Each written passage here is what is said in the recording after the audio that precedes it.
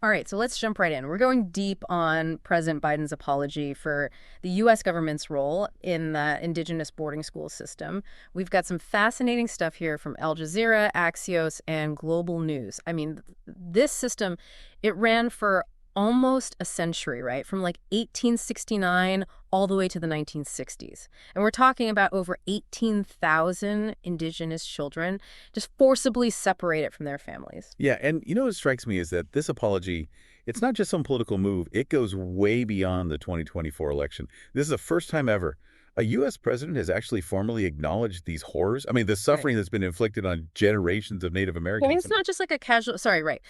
Biden called it a sin on our soul, a blot on American history. And he said that directly to the Gila River Indian community in Arizona. Yeah, that's huge. The location itself is significant. He could have easily just issued a statement, Right. from the White House, but he chose to apologize directly on tribal land. That says a lot about his intent, I think. But I did notice in the sources there are some mixed reactions. Some tribal leaders and survivors, they called it a profound moment.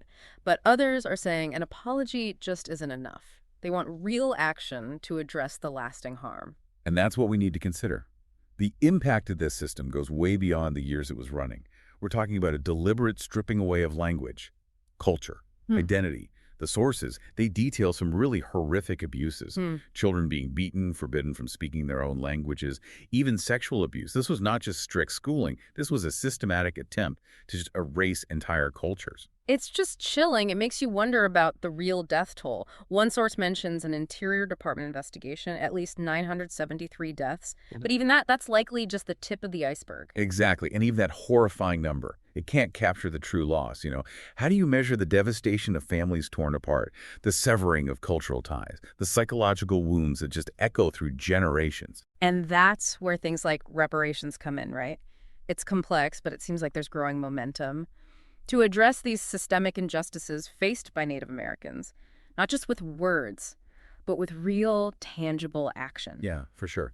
And the sources point to several options, things like land restoration, financial compensation, investments in education and healthcare. But what really stood out to me is that any discussion of reparations, it has to be driven by Native American communities themselves. It can't be outsiders deciding what justice should look like. It's about listening to those most affected and honoring what they need and desire. So we've got this deeply moving apology, but it also feels like just the beginning of a much longer and more difficult conversation. So where do we go from here? How do we move beyond just acknowledging the wrongs of the past and start to address the very real challenges Indigenous communities face today? Well, that's the million-dollar question. And I think the sources, they only just scratched the surface.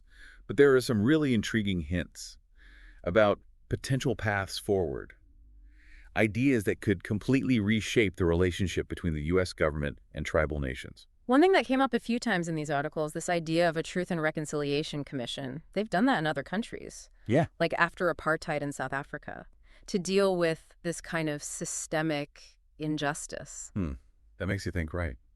Could that model work here in the U.S.? I mean, imagine a place where survivors could share their stories, where the full truth of what happened, the whole boarding school system's impact, it could all be documented, Yeah. acknowledged. It could be a huge step towards healing and understanding. But could also be really painful, right? Yeah. And maybe even divisive. So how do we make sure something like that actually benefits Native American communities? That it doesn't just bring up all this old pain without offering any path towards closure? Well, for one thing, it would take a lot of careful planning. You'd need sensitivity and a real commitment to putting Indigenous people first. Like their needs and voices need to be at the center the whole way through. And it wouldn't be a quick fix either. Truth and reconciliation, that's a long-term thing. You need sustained effort and a willingness to face some really uncomfortable truths. Then there's this idea of a national memorial to remember the victims of the boarding school system. The sources mention that too. I can see how that could be a powerful symbol, a way to make sure their suffering is never forgotten. Absolutely. A physical space for remembering and reflecting. It could be a testament to how resilient Native American communities are and a reminder of the human cost of these policies. But we got to make sure that a memorial like that goes beyond symbolism. It needs to be paired with real concrete action, actions that address the challenges Indigenous communities are facing right now. And speaking of that, Al Jazeera brought up how Biden was talking about the $46 billion his administration has given to tribal nations for things like infrastructure, internet access, even basic necessities like clean water. Is that enough, though? Well, it's Definitely a step in the right direction. Yeah. But it also shows just how deep the disparities still are. I mean, the fact that these basic needs Hmm. are still lacking in so many indigenous communities, that's a direct result of centuries of discrimination Hmm. and neglect. So yeah, those investments are super important. But they're just one part of a much bigger effort. We have to address the historical injustices Yeah. that created these disparities in the first place. So where do we go from here? Beyond memorials and funding, I mean. What would it really take to build a future where Native American communities can thrive? One thing that's crucial is supporting the revitalization of indigenous languages and cultures. Think about things like language immersion programs for kids, cultural centers where traditions can be shared and celebrated, programs to preserve traditional ecological knowledge. These aren't just about holding on to the past. They're about giving communities the power to shape their own future. I'm seeing a real connection here between this cultural revitalization and healing from the trauma of the boarding school system, like reconnecting with their heritage, could be a powerful source of strength and resilience. You got it. It's about taking back what was stolen, rebuilding what was broken, and affirming that indigenous cultures have value. Now, the sources did mention tribal sovereignty, but they didn't really get into what that means practically. Ah, that's where things get really interesting. Tribal sovereignty basically means recognizing the right of Native American tribes to govern themselves, to manage their own affairs, and control their own lands and resources. It's all about self-determination, empowering indigenous communities to make decisions that affect their own lives and futures. So it goes beyond just symbolic gestures or financial investments. It's about changing who has the power and recognizing the inherent rights of tribal nations. Exactly. True reconciliation means a fundamental shift in how we view Native American communities. We have to move past seeing them as wards of the state or victims of history and recognize them as sovereign nations with their own unique cultures and values and aspirations. You know, the sources don't quote any presidential candidates directly, but this feels like it should be a huge issue in the upcoming election. It absolutely should be. I mean, what do the candidates think about tribal sovereignty? How do they plan to address these challenges that Native American communities are up against? These are questions that need to be front and center in the national conversation. And it's important to remember, there isn't just one Native American perspective. You know, there are over 570 federally recognized tribes, each with their own history and culture and needs. Yeah, that diversity is key to understanding how complex this all is. There's no one solution that fits everyone. Reconciliation means listening to and respecting the voices of all indigenous communities and recognizing their right to decide their own future. It feels like we've talked a lot about the past. But this legacy of the boarding school system, it's a present-day reality for so many Native Americans. Oh, absolutely. The trauma from these policies, it's still echoing through generations. We see it in the high rates of poverty, substance abuse, mental health issues, even suicide within indigenous communities, taking children away from their families and cultures. It's had a devastating impact on families and communities. So beyond the big stuff like reparations and sovereignty, what are some things we could do right now to help Native Americans who are struggling with the effects of this trauma? Well, access to good health care is huge. Native Americans face so many health disparities, higher rates of chronic diseases.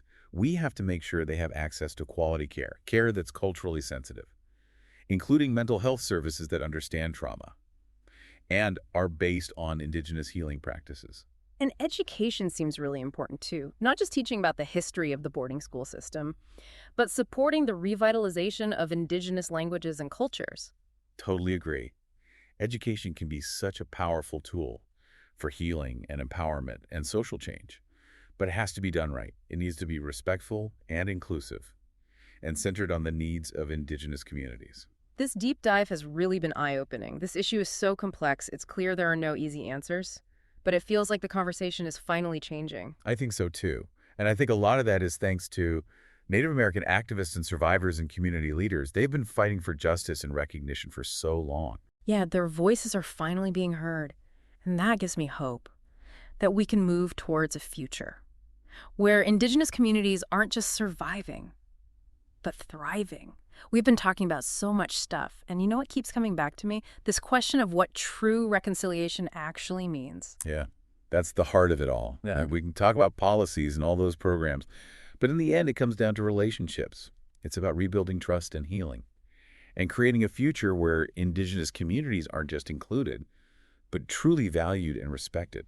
It's got to be more than just saying sorry or, just throwing money at the problem. Yeah. It's a whole shift in how we think. It's recognizing the rights of tribal nations, But respecting their sovereignty, and understanding that reconciliation is a journey, not just some destination.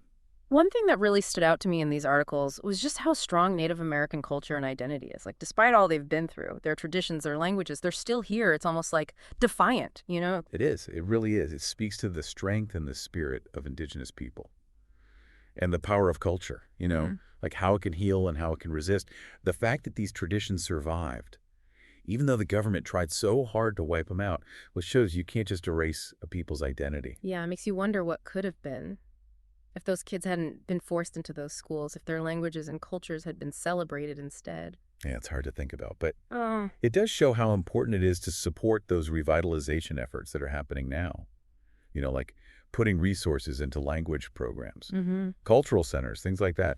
It's not just about the past, it's about the future of Indigenous communities. And realizing that their future, it's connected to the land. So much of Native American culture and spirituality is rooted in that relationship with nature. So protecting their lands and resources. It's not just about being environmentally friendly, it's about cultural survival. Right, and that's why this tribal sovereignty thing is so important. It's about giving Indigenous communities the control over their own lands and resources so they can make decisions that affect their own lives and make sure their cultural heritage is protected. So as we wrap up this deep dive, what's the one thing you want our listeners to take away from all this? I'd say this. Reconciliation, it's not something you just watch. It's something we all have to be a part of. We need to learn, to listen, and really challenge our own assumptions and biases. It's about understanding that our histories are all connected and that how Indigenous communities are doing, well, it affects all of us. We've covered a lot today. The history of these schools, reparations, sovereignty, cultural revitalization. And the path forward, well, it might not be easy. But I do feel hopeful that by facing the truth about what happened and working together, we can create a more just future for everyone. I feel that hope too. And I believe that by listening to Indigenous people, by honoring their strength and their wisdom, and supporting their right to decide their own future, we can start to heal from the past and build a future where every community can thrive. Thanks for joining us on this deep dive, everyone. Keep learning, keep questioning, and most importantly, keep the conversation going.